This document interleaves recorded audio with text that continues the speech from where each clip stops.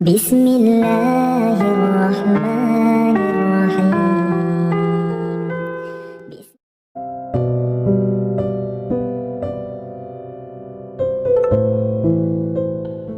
Mari segera kita kejar baginda Nabi Muhammad. Dekati Nabi. Dekati Nabi. Dosa-dosa kita perlu ampunan. Kalau kamu kepengen hidupmu tidak terlalu banyak derita dan kesusahannya, dosa-dosanya biarkan gugur dengan sendirinya. Sebab ketika kamu sehat, bukankah kepada seseorang yang sudah sehat, dokter hanya akan berkata padanya, selamat, penyakitmu sudah tak ada lagi dalam tubuhmu. Pulanglah dan beristirahatlah.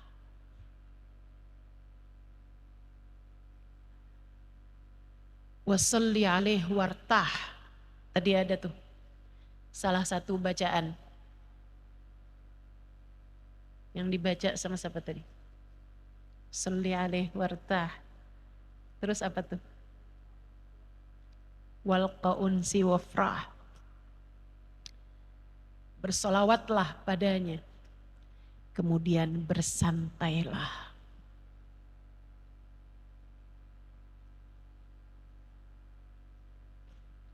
Walqa unsi wafrah. Sesudahnya bersenang-senanglah dan berbahagialah. Kapan itu? Kalau kamu sudah jadi hamba-hamba yang dosamu tak lagi tersisa. Kalau kamu sudah jadi hamba-hamba yang sembuh dari segala macam penyakit-penyakit yang ada dalam hatimu. Para wali-walinya Allah hidup dalam ketenangan yang luar biasa. Ala inna awliya Allah la khaufun alaihim walahum yahzanun. Ketahuilah, sungguhnya para kekasih-kasih Allah, mereka tidak punya rasa takut dan tidak pula khawatir. Sekarang masalahnya tinggal satu. Gimana cara kita mau ngejar Nabi Muhammad? Gimana cara kita mau mendekati Nabi Muhammad? Teman-teman saudariku sekalian yang saya muliakan, deketi dengan cinta. Pelajari sejarahnya, cari tahu.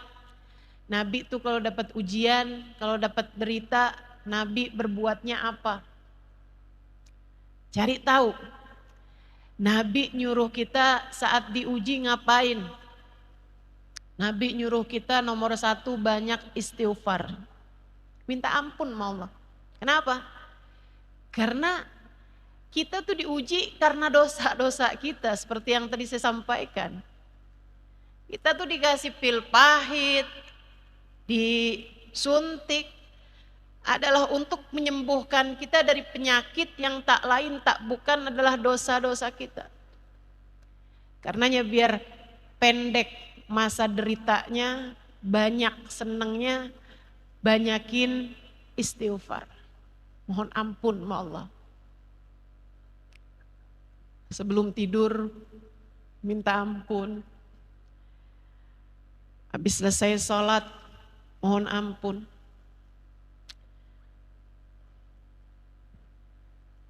Di majelis kita mohon ampun.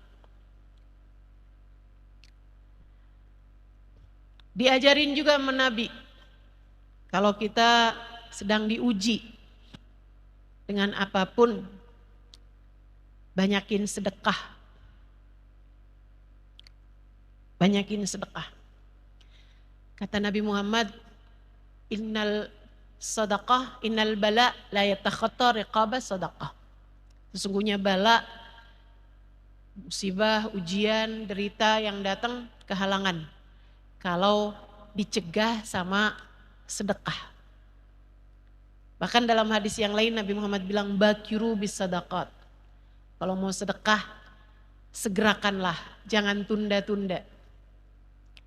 Fa innal bala la yatakhatta riqabas sadaqah, karena bala kehalangan kalau terhalang oleh sedekah.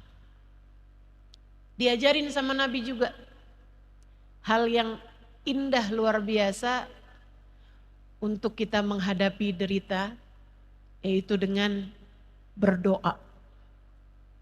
Doa. Jangan jauh-jauh hidupmu dari doa. Terutama di sepertiga malam yang terakhir, teman-teman.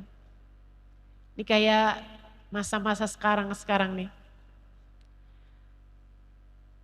Patah hati kita melihat penderitaan saudara-saudari kita di Palestina, di Gaza. Menurut saya hal yang sangat berpengaruh adalah guncangan arsy, sehingga Allah Subhanahu wa taala segera menurunkan pertolongannya kepada mereka. Gimana caranya? Guncang arsy Allah dengan doa-doamu. Terutama di sepertiga malam yang terakhir.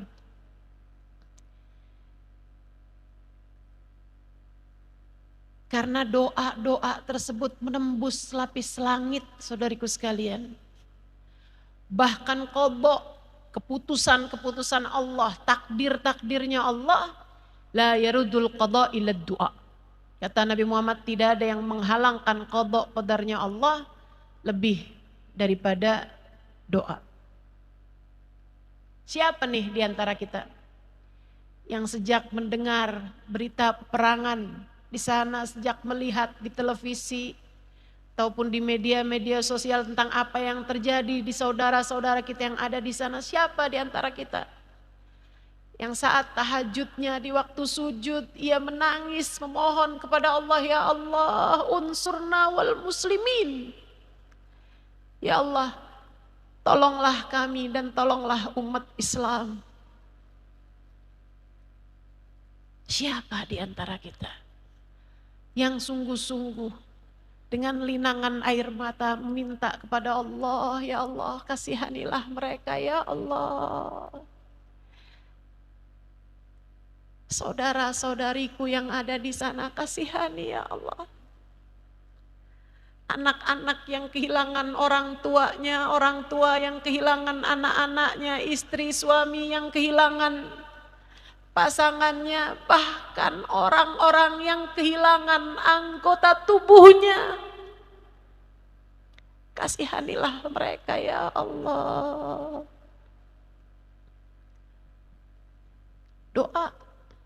Doa menembus lapis langit.